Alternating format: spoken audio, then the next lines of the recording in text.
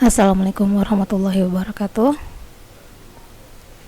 Baiklah, Ibu akan memberikan video hari ini dalam rangka materi hari ini, yaitu dalam melakukan pembahasan tugas yang pernah Ibu berikan sebelumnya. Baik, kita langsung saja. Kita ambil dulu.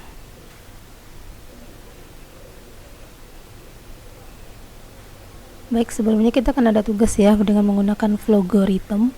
Nah, jadi di sini Ibu akan bahas tugas tentang logarithm tersebut, di mana Ibu sudah membagikan tugasnya di dalam classroom. Baik, kita lihat tugas kelas yang sebelumnya juga sudah Ibu berikan di pertemuan 8 dan pertemuan 11 ya. Baik, kita bahas dulu yang pertemuan 8, di mana di sini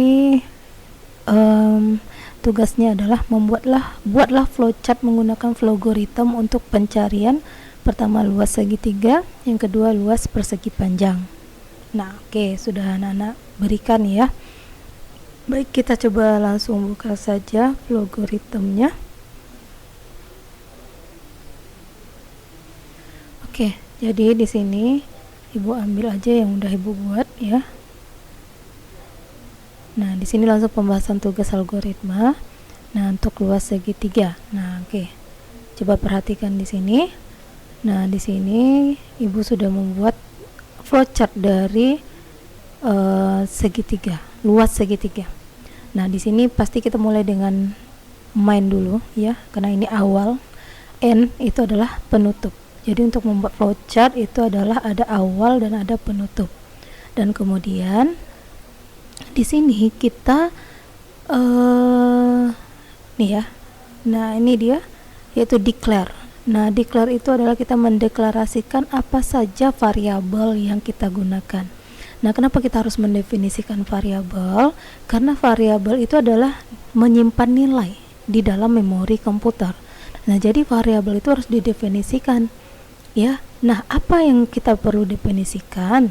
Nah, di sini coba kita perhatikan. Di sini ada alas, ada tinggi, ada luas. Karena untuk mencari luas segitiga yaitu setengah alas dikali tinggi.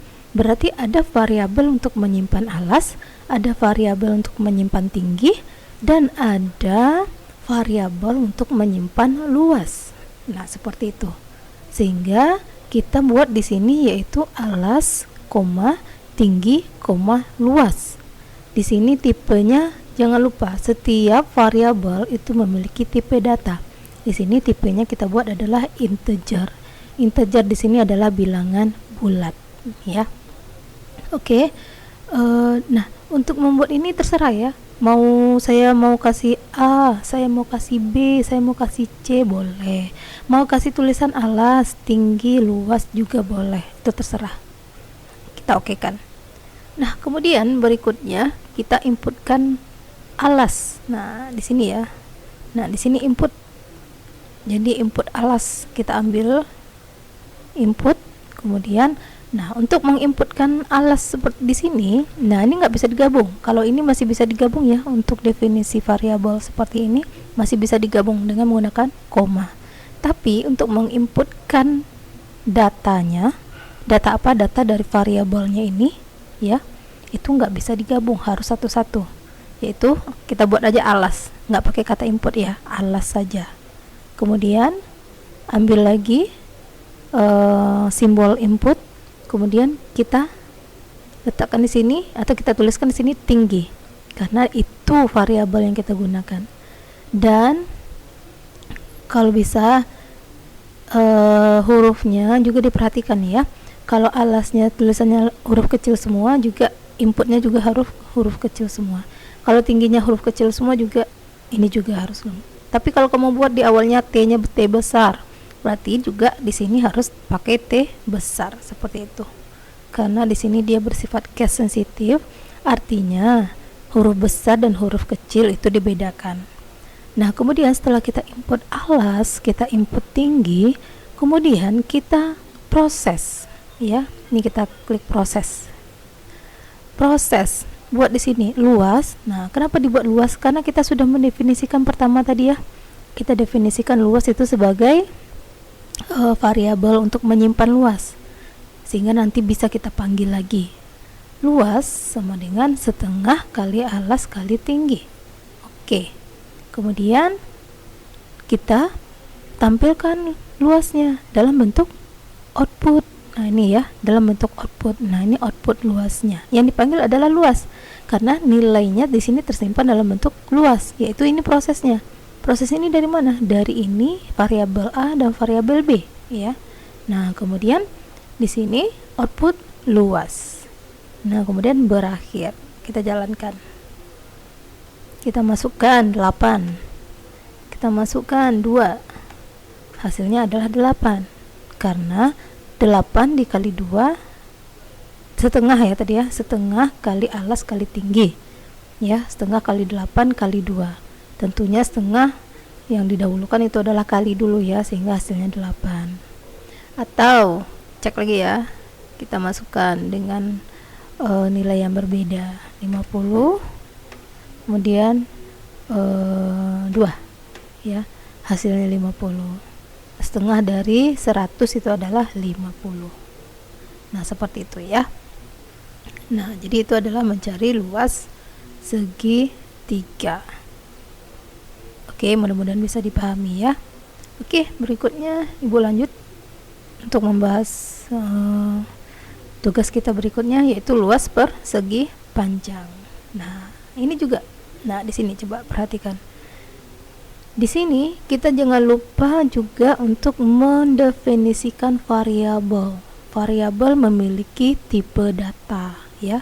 Ibu double klik di sini.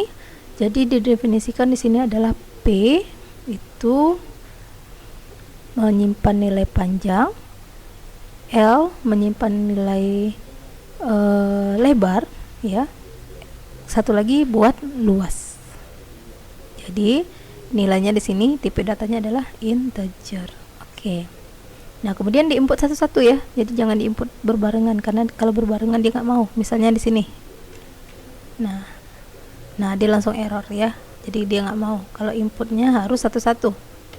Karena dia nggak ngerti nanti nggak ada variabel P, L ya. Jadi yang ada variabel itu P saja. Input P, kemudian input L, kemudian luas sama dengan panjang kali lebar. Hasilnya adalah output luas. Sehingga pada saat kita buat, nah hasilnya langsung dikalikan 5 dikali 8 sama dengan 40 ya. Atau nilai yang lain, nah langsung 35 seperti itu. Mudah bukan? Mudah-mudahan bisa dipahami ya. Baik, berikutnya Ibu akan bahas lagi tentang kalau nggak salah itu nilai lulus dan nilai gagal ya. Oke. Di sini di pertemuan kita yang ke-11. Buatlah flowchart menggunakan flowgorithm dengan logika if untuk pencarian. Pertama, jika nilai berada di atas 65 maka lulus dan di bawah dari nilai tersebut gagal. Kemudian mencari nilai genap dan nilai ganjil. Nah, sekarang kita sudah menggunakan logika if. If itu adalah untuk mencari nilai true atau nilai false ya. Nah, juga sama di sini ya. Jadi jika benar maka dia akan ke kanan, jika salah dia akan ke kiri, seperti itu. Nah, coba kita perhatikan. Di sini dikatakan bahwa jika nilai berada di atas 65 maka lulus dan di bawah dari nilai tersebut maka gagal. Berarti kalau di atas 65, Ibu salah nilai nih ya. Ibu klik lagi. Berarti kalau di atas 65 berarti kita buat di atas sama dengan 65. Atau di atas 65. Oke ya. Kalau di atas sama dengan 65 berarti 65 lulus ya. Tapi kalau di atas 65 berarti nggak lulus ya. Oke, berarti di atas 65 lulus. Kalau enggak berarti di bawahnya. Nah, jadi kita buat di sini. Masih main dulu ya. Awal dulu, start dulu. Kemudian integer. Nah, integer di sini apa yang kita definisikan variabelnya? Cukup variabelnya satu ini aja, ya, variabel i, ya, input i. Variabelnya satu karena hanya nilai itu aja yang berganti-ganti. Ini nilainya i, variabelnya i.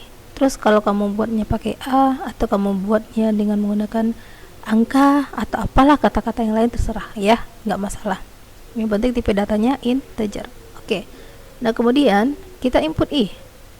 Jadi diinput. Jadi dia sudah menyimpan nilainya di sini, artinya dia akan menerima nilai integer saja.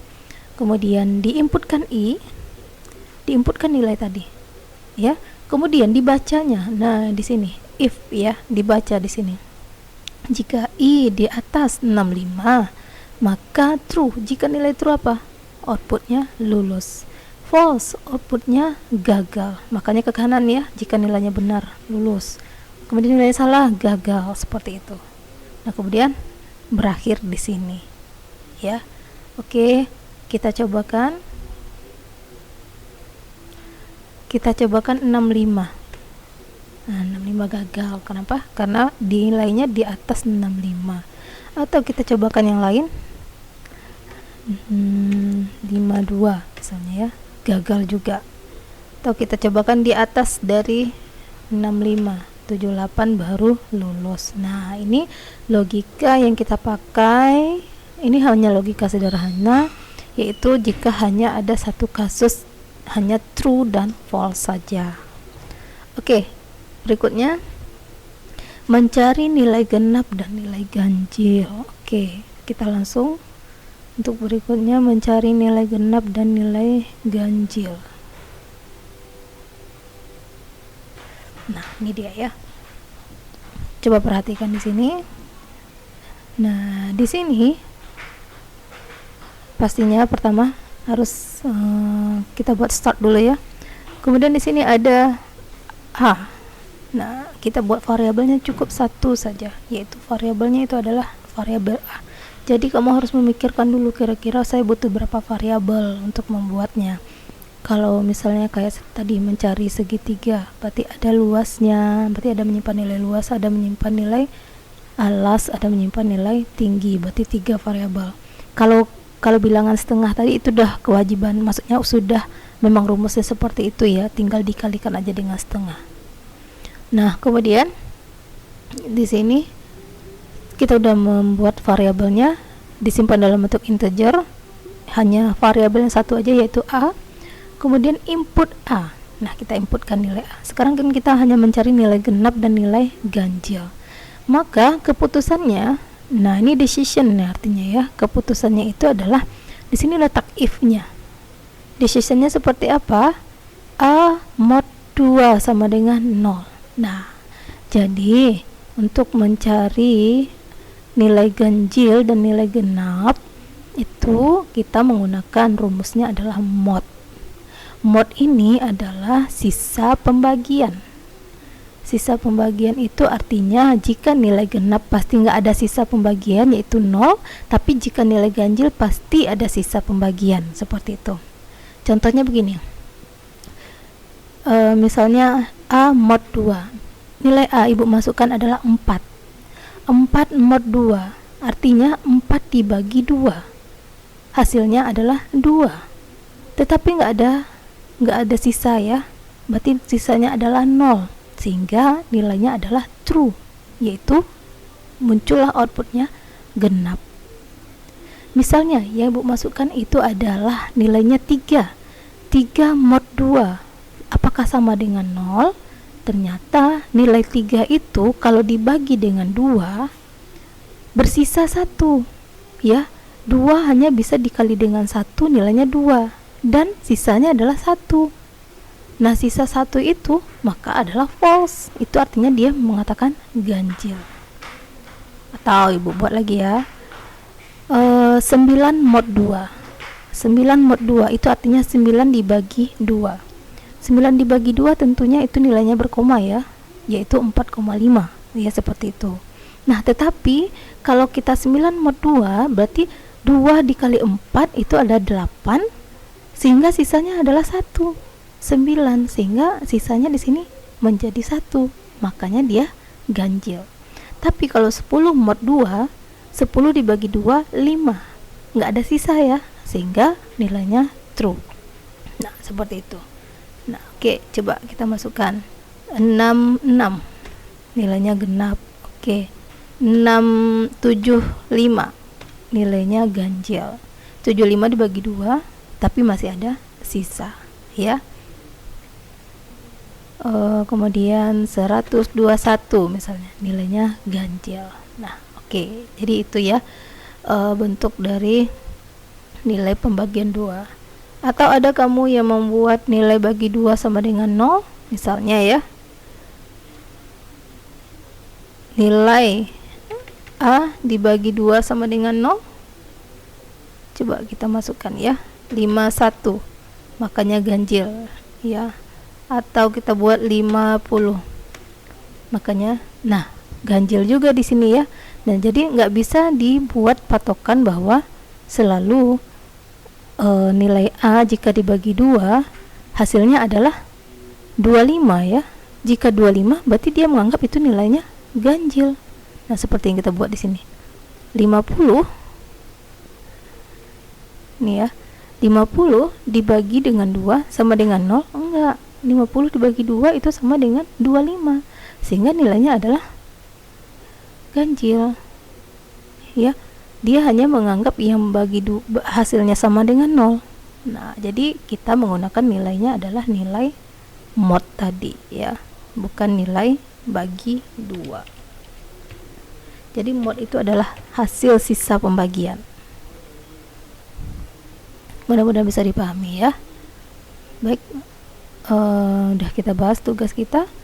Nah, sekarang Ibu akan menambahkan lagi ya bentuk logika yang lainnya dengan dalam penggunaan logaritma ini ya. Misalnya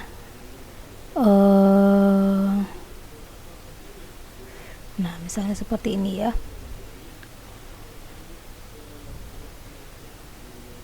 Nah, misalnya seperti ini. Nah, di sini ini contoh dari if bersarang ya. Kalau tadi cuma satu if saja, sekarang ada 2 if-nya atau lebih. Nah, seperti itu. Nah, jadi if bersarang, nested if namanya. Nah, jadi kita bisa lihat apa maksud dari program ini ya. Coba kita jalankan dulu. Kita jalankan. Apa hasil dari sistem yang akan kita jalankan ini? 45 78 32, sehingga hasilnya nih carinya adalah 78 ya. Atau kita jalankan lagi 857496, yang diambil adalah 96, artinya ada nilai terbesar yang diambilnya ya. Oke, kita perhatikan utama ya, start dulu. Kemudian di sini definisikan nilai variabel A, variabel B, dan variabel C, menyimpan nilai integer. Oke. Kemudian input A, input B, input C. Nah, di sini kita perhatikan apa permintaan dari logika yang dimintanya. Nah, jika A besar dari B dan A besar dari C, nah di sini ada 2 ya. Jika A besar dari B dan A besar dari C, maka nilainya true, hasilkan nilai A katanya ya, outputkan nilai A. Jadi di sini artinya ada logika yang membandingkan nilai A dan B, nilai A lebih besar dari B dan nilai A lebih besar dari C. Nah, kalau pakai N itu artinya dua-duanya harus pasti nilainya harus sama ya, harus true. Karena true and true ya, berarti nilainya true, seperti itu. Tapi kalau pakai OR itu salah satunya, jika ada salah satu nilai yang terdapat, maka nilainya pasti true aja. Misalnya 5 misalnya 5 seperti ini. Ibu jalankannya aja langsung tadi ya. kita masukkan nilai A itu adalah 45, kita masukkan nilai B itu adalah 85, kita masukkan nilai C itu adalah 95, maka nilai yang diambil adalah nilai ini. Atau kita ulang lagi, kita ambil A yang tertinggi ya, kita masukkan 85, kemudian 75, kemudian 45. Nah, jika nilai A dan A besar sama dengan besar dari B, berarti nilai 85 besar dari 75 benar ya. And A besar dari C, 85 besar dari 45 benar. Jika benar, dia akan tampilkan A katanya. Berarti yang muncul ya udah 85 ya. Jika enggak berarti apa? Nah, misalnya jalankan lagi 12, 10, 9, 6 ya, diambil yang 12. Dia mengambil nilai terbesar. Atau kita masukkan lagi B besar dari C, berarti ada nilai 9, ada nilai 11, dan ada nilai 12. Nggak usah, B besar dari C ya, kita buat 8, berarti nilai yang diambil adalah 11. Jika di sini tadi nggak benar ya, jika di sini salah, nilai A yang kita inputkan pertama itu adalah 9. 9 itu adalah besar dari 11. 9 besar dari 11. Ternyata tidak terpenuhi, true. Ya, 9 tidak besar dari 11. Jadi dia pergi ke sini, false. Ya, dia pergi ke sini dulu.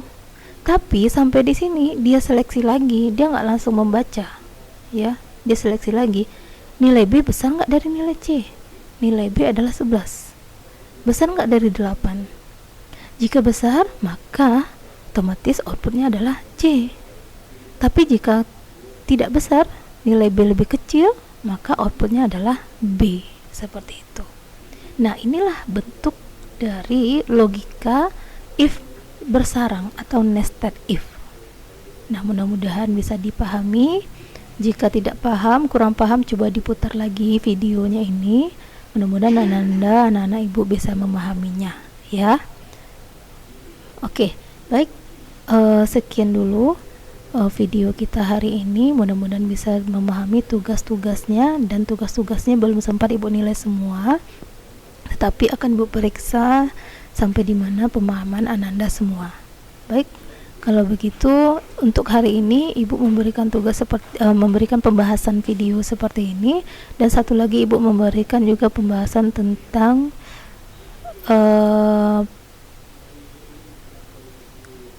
ini ya, tentang satu lagi kita akan membahas tentang penggunaan Pascal, yaitu pemrograman Pascal, tapi ibu kasih dulu dalam bentuk ini dulu, dalam bentuk teorinya dulu, dalam bentuk PowerPoint ya. Jadi sekian, mudah-mudahan bisa dipahami. Assalamualaikum warahmatullahi wabarakatuh, dan selamat pagi.